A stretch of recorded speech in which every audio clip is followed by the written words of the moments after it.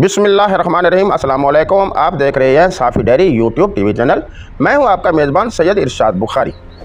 Viewers, Bharat रूस से oil ख़रीद रहा है और उस पर अमेरिका ने आज तक कोई पाबंदी ना लगाई है और ना ही अमेरिका ने इस पर किसी नाराज़गी का इजहार किया है।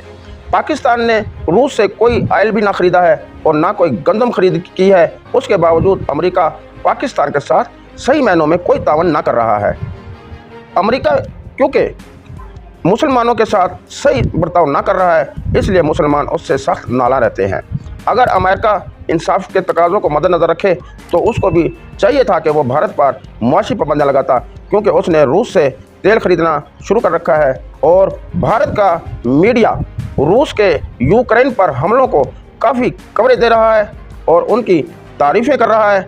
इसके बावजूद अगर अमेरिका पाकिस्तान के ख़िलाफ़ चल रहा है तो ये बहुत ही बुरी बात है। पाकिस्तान को आज़ाद हुए 75 साल का अरसा गुजर चुका है, उसके बावजूद भी वो ग़ुलामी की ज़ंजीरों से बाहर ना निकल सका है, क्योंकि उसने भारत से ग़ुलामी से आज़ादी हासिल की थी, मगर उसके फ़ौरन बाद अमेरिका ने पाकिस्तानी कौम को अपना ग़ुलाम बना लिया है। आखिर इन ग़ुलामी की ज़ंजीरों को कैसे तोड़ा जाएगा, इन ग़ुलामी की ज़ंजीरों से कैसे आज़ाद हो सकेंगे?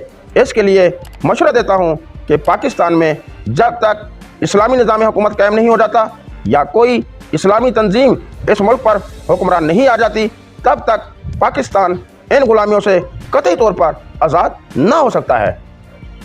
कराची के हल्का 240 PP में इलेक्शन पर तहरीक लब्बैक ने काफ़ी हद तक वोट हासिल किए और वो कामयाब उम्मीदवार था, मगर वो जो कि रात भर कामयाब रहा, सुबह उसे नाकाम दिखाया गया। ये भी इस्लामी तंजीमों के हक़ में अवाम का एक बहुत बड़ा फ़ैसला है।